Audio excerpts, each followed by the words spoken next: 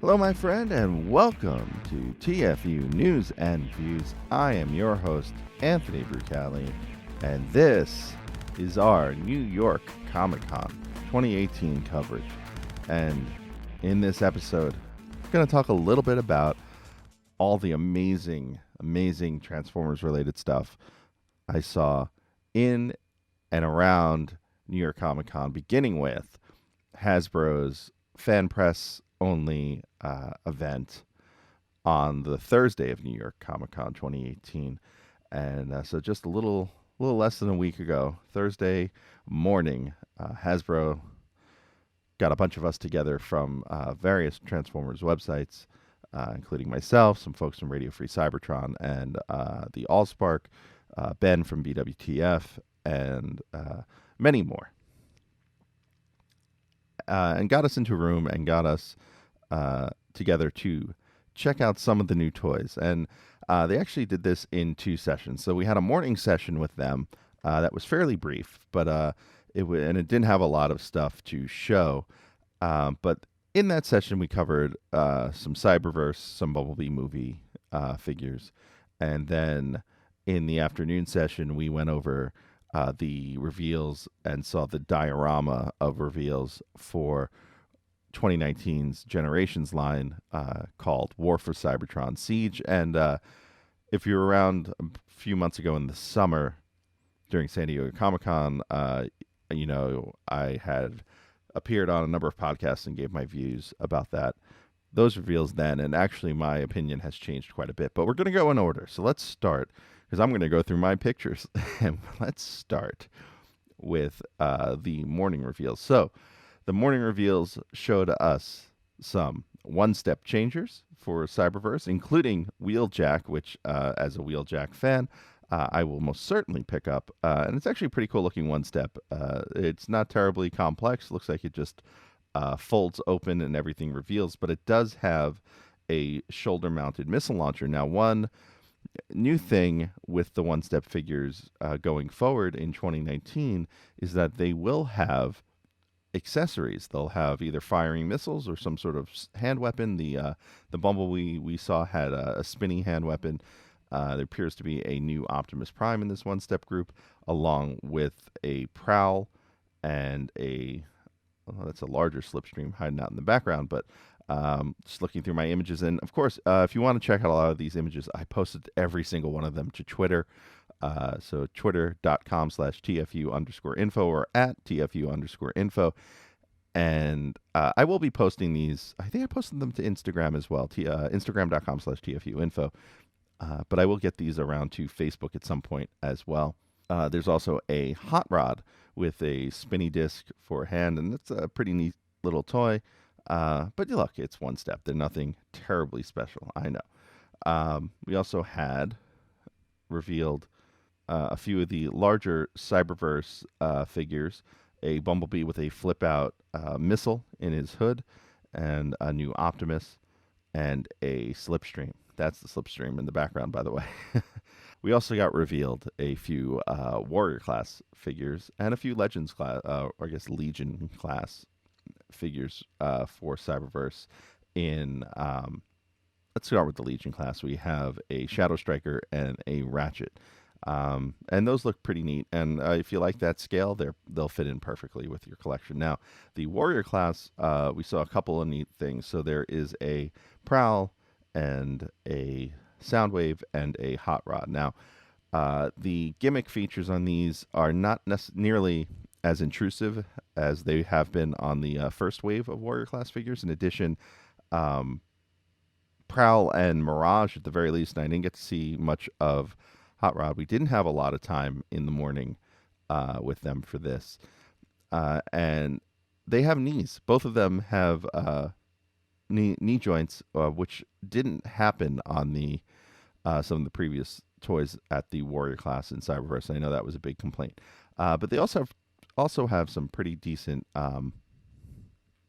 action features on these toys. So Prowl has these automatic flip-over shoulder cannons, and Shockwave has Laserbeak in his chest. It's actually called Laserbeak Blast is the feature. There's a clear bird laser beak that pops out of his chest, and it looks kind of like a cuckoo clock. And I have video of both of those action features on Twitter right now. And Hot Rod has weapons that come out of his shoulders, but these were early production. These weren't production versions, but these were early model versions of these. So the features, they were a little wary of showing off the features because they didn't necessarily work properly because they're not final versions. We also had some Energon igniters from the upcoming Bumblebee movie, including Blitzwing in tank mode, which clearly looks to me as some form of Megatron retool. I'd have to dig in a little bit deeper to see if there was a Megatron that kind of fits this. But there's also Shatter in jet mode, another new Optimus Prime with a flat nose cab, and Shatter in the larger Energon Igniters series in car mode. Additionally, going back to one step, there's two more I'm finding pictures of, and that is Megatron and Bumblebee. Now, Bumblebee has a spinning blade weapon for his hand, and Megatron actually has a missile-firing fusion cannon. Now, we also saw in that morning session, we were teased with two posters for War for Cybertron Siege, and these are two very interesting posters. We have one of Megatron standing victoriously, crushing, and I was told it was a Guardian robot, but it's clearly, if you know what the Guardian robots are, you know that Omega Supreme is one of them. And so that design belongs also to Omega Supreme, but it's Megatron crushing a bullet-ridden head of a Guardian robot with its claw arm in the background. And then in the second scene, and according to Ben Montano, who is Hasbro's marketing guy for Transformers, he turned that head into a throne, and it's Megatron sitting on his throne with the disembodied Guardian head, and a number of Decepticons flanking him: Soundwave, Shockwave, Thundercracker, Starscream, Laserbeak, and Ravage. Now, from there, a number of us hung out because there was going to be a Hasbro live panel at New York Comic Con, but the Hasbro event, and I don't know if you've heard this other places, the Hasbro event wasn't anywhere near the actual New York Comic Con. So the Hasbro event is not an official New York Comic Con event. It's more of a thing Hasbro does, knowing New York Comic Con is going on and knowing they're going to be in town anyway to do their panel or their brief appearance on the live stage. They rent a space somewhere in Manhattan. Now, unfortunately, this space they rented this year was up in Midtown in the mid 50s, right near Trump Tower. If you ever look at a map, and if you can look where Trump Tower is versus where the Jacob Javits Convention Center is in New York, they're basically on opposite sides of the island and about a mile north or south, depending on which direction you're going, in addition to being very wide apart. So they're not very close to each other at all. So a number of us decided to just hang out at the hotel thinking we'd watch the stream on Sci-Fi, just like everyone else. And wow, that sure came back to bite us. So what happened is the Sci-Fi stream went down, and we didn't get to see the reveal of Omega Supreme at the panel. So they didn't call it Omega Supreme. They said it was a Guardian robot, and that will be the next Titan. But there is no way they're selling a Guardian robot, a generic Guardian robot, at the Titan price point. Let's be honest here. There's no nostalgic tie back. There's no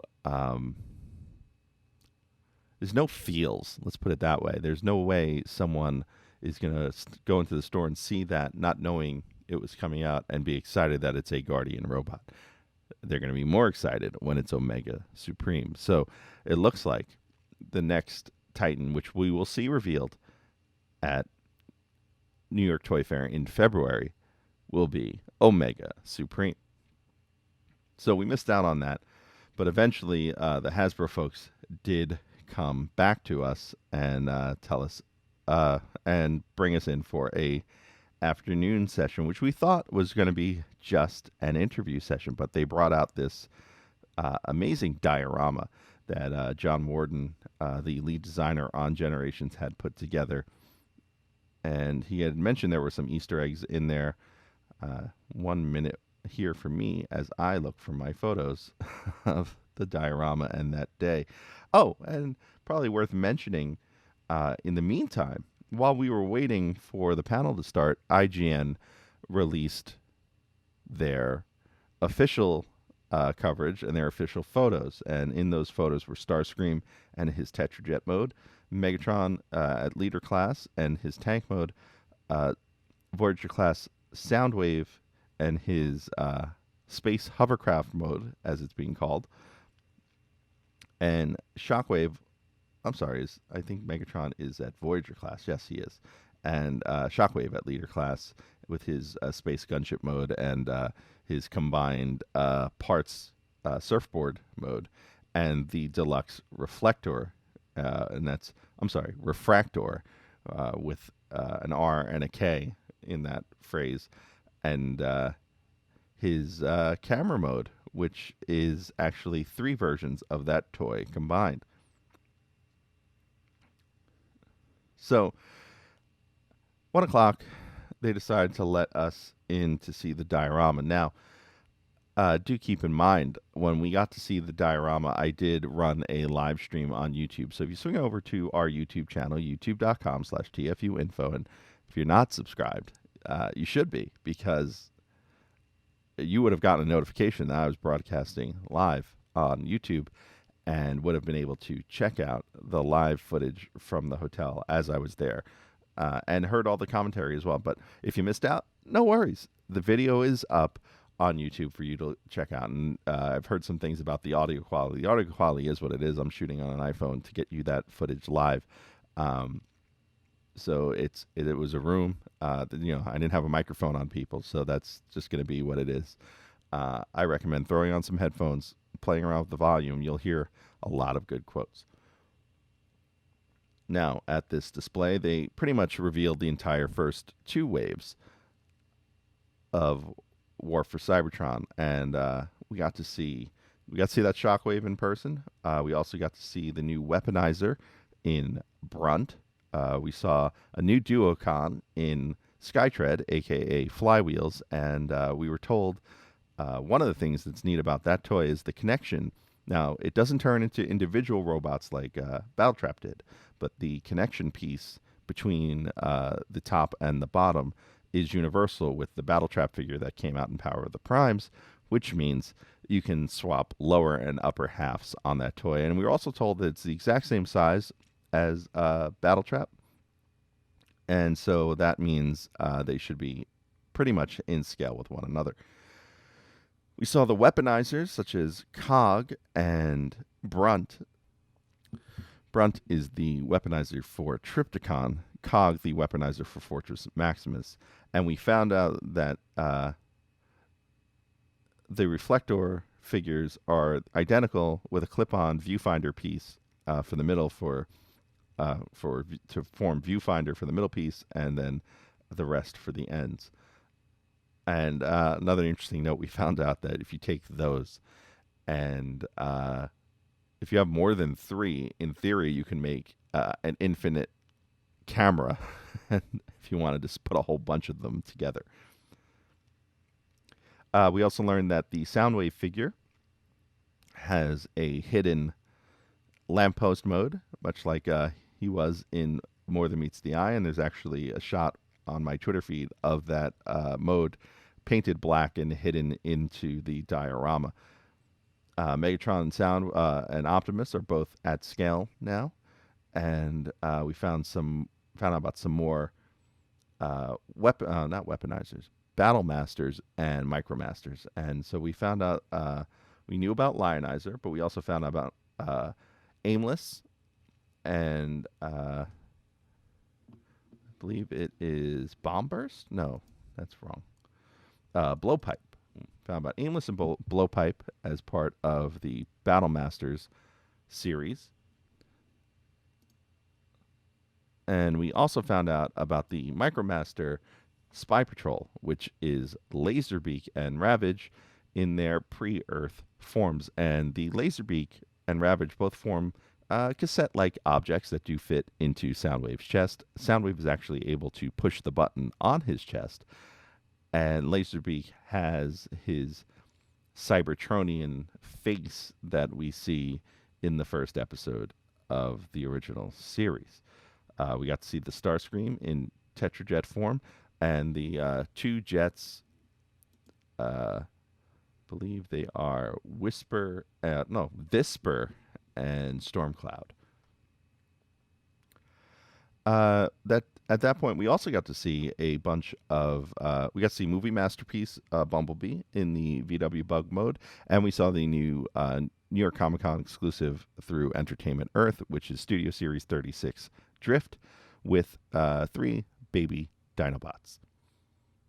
And so that was everything we got to see, and a lot of it, I was very unimpressed from the San Diego reveals, and we got to learn a lot about what the idea of the line was and what the goal of the line was. There's certainly an interchangeability of parts and weaponizing your characters to kind of build them up to be kind of machines of war. And there's the blast effects, which work on the Battle Masters, and they come with the Battle Masters, but are also planned for on the other figures. So there are posts and slots for things to work on the larger figures with the blast effects from the smallest figures. Moreover, all the Micromaster teams, with the exception of the Spy Patrol cassettes, have a combined mode. In fact, you can actually take Ravage in his cassette mode and attach it to the back of Hound, a la the previous generation's version of Hound. And there's a picture of that on the Twitter feed as well.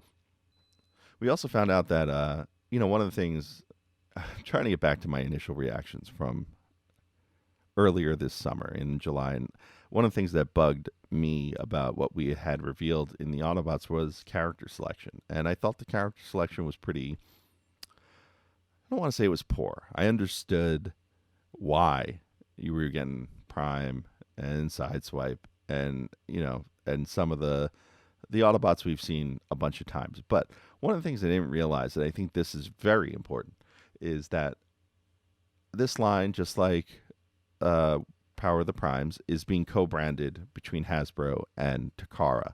So the character selection and the choices of who makes each series is also being done with the Japanese market in mind, and that is a very big deal. So while we may want some deep cuts from our series or the American series, or we're just tired of 84, 85, 86, Asian isn't necessarily tired of those characters or has even had a chance to get those, especially in parts of China and Philippines and Singapore. So we have to keep that in mind, that is also part of Hasbro's character selection choices as they design out this line. And so while there's certainly ones here to be really happy about, I think Refractor is a great idea. Brunt is really cool. Seeing Cog up close, I really, really like this weaponizer idea.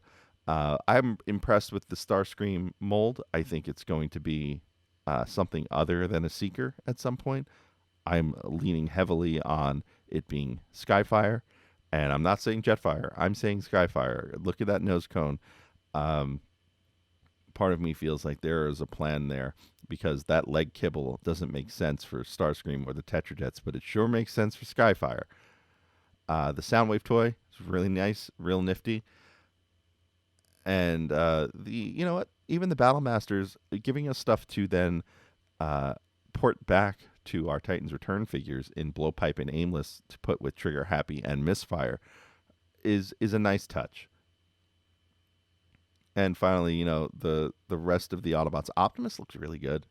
I wasn't really bummed out by the battle damage. There are no more stickers in the line. That's really big. Everything is a tampograph or a paint wash in the form of something similar to a tampograph. They explained it. I wasn't really listening because I was in the midst of other things, which happens at these events. You only have so much time to get everything you want to get done completed, plus ask questions, plus listen to the answers, plus record as much as you can. So it's kind of a flurry. And if you're there by yourself, it could be a bit of a bear to get a lot of stuff together. But I'm very happy with what I was able to get for you folks. So please do check out the Twitter feed, twitter.com/TFU_info or at TFU_info. And you'll see everything from the Hasbro event. But that wasn't all of the Transformers stuff at New York Comic Con. So while I was at the actual convention, I finally made it down to the Javits late that afternoon, about 3 o'clock by the time I got in. I headed over to the Farai models from Flame Toys booth to pick up the New York Comic Con exclusive Nemesis Prime model.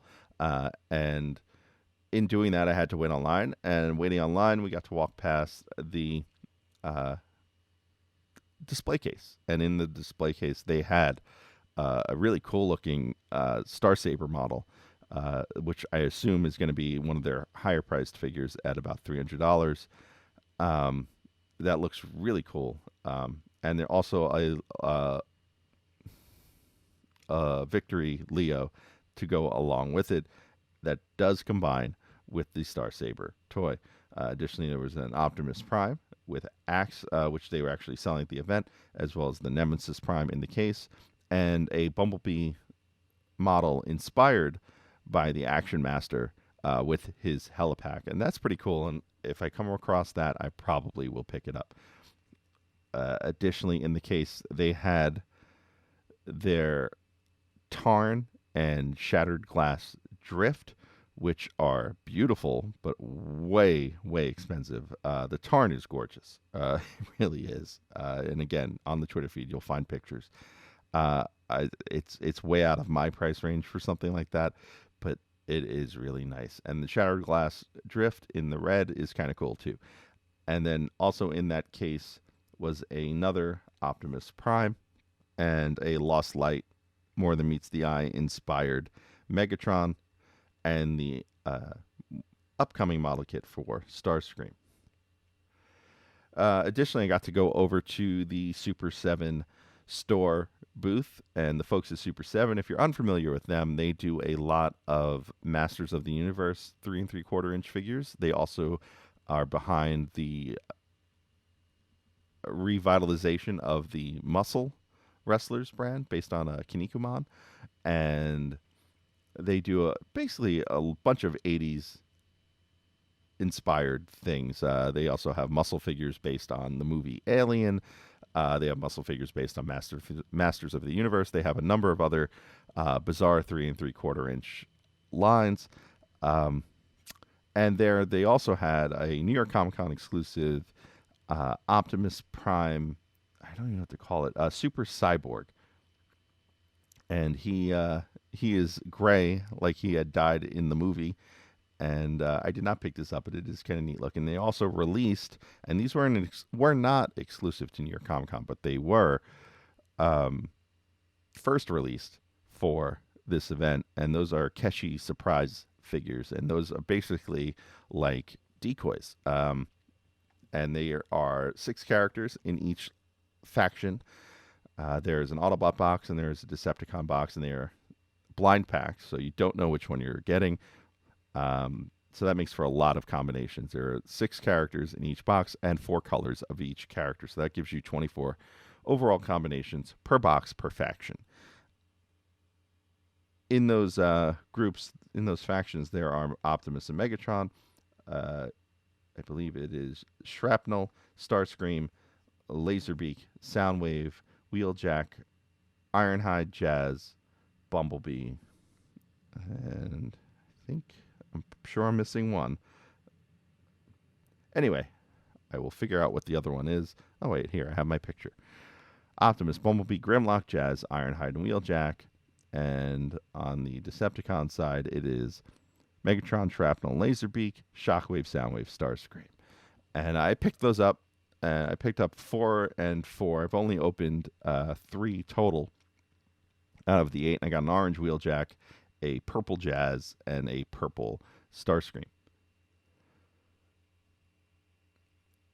And that pretty much wrapped up Thursday as far as transformery things that I saw at New York Comic Con. And to hear about all the rest of my adventures at New York Comic Con, I am posting an Patreon exclusive podcast going over some of the Transformer stuff, but all the other fun I've had over the 3 days of New York Comic Con. And if you'd like to be part of the Patreon, you can join for as little as $1 over at patreon.com/TFU.INFO. I believe it's the $3 level. I'd have to look, but I'm pretty sure it's the $3 or the $5 level that gets you the exclusive podcasts. But there will be an exclusive podcast over there. Nothing really Transformer related on Friday, but on Saturday, I got to go check out some cosplayers as I was walking around, and there was fantastic cosplay of Bludgeon that is lighting up my Twitter from the photo. And if this one makes it around to you, just know I took that picture. And it is a great shot of Bludgeon outside. This guy did a full samurai getup, did Decepticon logos, the skull, the helmet, the sword. And I want to give this guy credit because his name is Tim Rosser, Rosser, and you could find him at Father Death, DETH 13, the number 13. So Father Death 13 on Twitter. And he's actually done a lot of G.I. Joe related cosplays, and they're super cool. So go check him out, give him a follow, tell him you like his costume. Also saw a really neat Crimson Cobra Commander with gold-faced Destro by his side that day. And there was a guy who was dressed as He-Man who was basically a bodybuilder in a He-Man costume and a crappy blonde wig, but he certainly pulled off the look really well. There was also the IDW panel on Saturday. And at the IDW panel, we did not learn much new stuff for Transformers. What we did learn was we did see some art for Unicron number 5. We saw the cover for Unicron 6. There's a great art of the fleet being unleashed on Unicron. And I believe John Barber shared this anecdote of hearing about some script where, the special effects team was basically given the description of unleash the fleet and nothing else to go on. And that's what he gave to Alex Milne. There was nothing else Transformers related. Oh, Optimus Prime 25, we got to see the cover, and Lost Light 25 as well. And there was nothing else Transformers related in the IDW panel, but I do want to point out there were about 7 or 8 Transformers artists in Artist Alley. I got to spend time with a bunch of them. I walked over, and this is what you should do if you're at a con and you see an artist you like. Go over, say hi, tell them you like their work, because that's important for anyone who creates something that is highly, highly important stuff. It's always good to feel like your work is being heard, seen, and enjoyed. And there I had a chance to chat with Nick Roche, writer and artist on those Wreckers series from IDW, as well as an artist and writer for Transformers Spotlight and More Than Meets the Eye. And just a few tables over was Alex Milne, who was also really cool. And I bought a print from Mr. Nick Roche of the final cover of Lost Light 25, where it says we've achieved something. We achieved something. And from Mr. Alex Milne, I bought his 2018 sketchbook, and he was kind enough to offer to sketch a head shot of someone in there.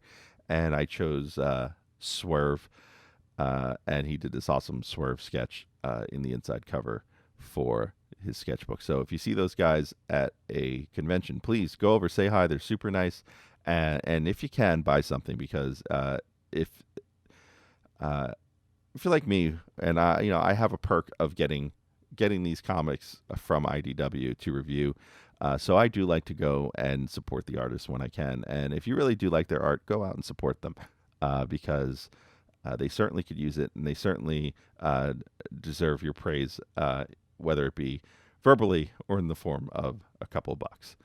That said, Who else was there? Let's see. I talked to my old friend Dan Kana, who you may know from the BotCon comics, and he is one of the probably the longest running Transformers artists that came from the internet.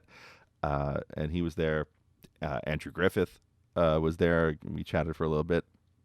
Fantastic person as always. I finally met Brendan Cahill, who was super nice. Talked to him for a little as well.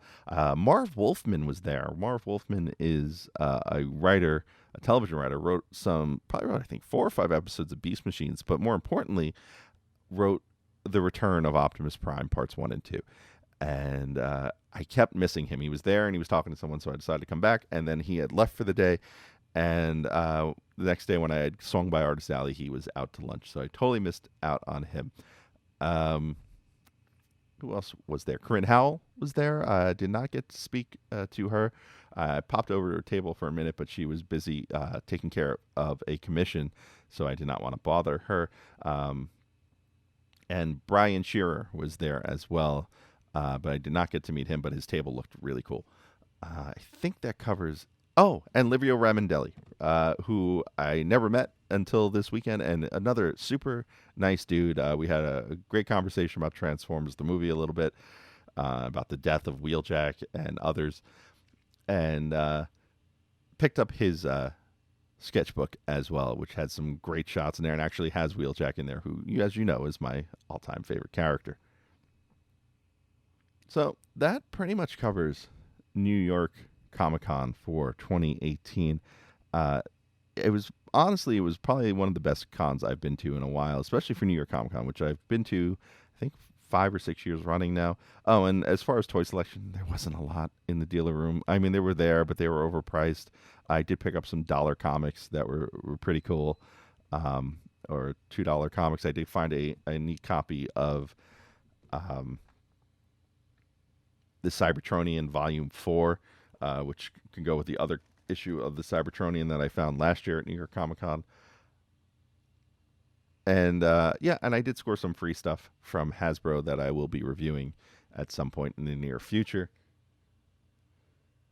But as far as the dealer room goes, there was not it's not a lot of anything new or different. If you were looking for graphic novels, great place to be. You get half price or quarter price graphic novels. A lot of them are usually $5 or 6 for $25 is what a lot of the places do. But yeah, New York Comic Con was a fantastic time, and I hope I've gotten you all up to speed. If you have any questions, please reach out to me on Twitter at TFU_info, on Instagram and Facebook. Username there, TFU.INFO, all one word. And of course on YouTube, youtube.com/TFU.INFO. And one more time, if you want to join the Patreon and hear about the rest of my adventures at New York Comic Con, swing on by to patreon.com/TFU.INFO. $1 is all you need to become part of the student body at Transformers University's Patreon. And I believe it's the $3 or the $5 level that gets you to hear the exclusive podcast. So with that, I do want to thank you for listening. Please do check out my other podcast, Transformers University. Wherever you find great podcasts, you'll find that. And you probably already listened to it if you're listening to this, but if you don't, please swing by there. Episode 36 should be out already or is about to drop any day now. Till next time, see ya.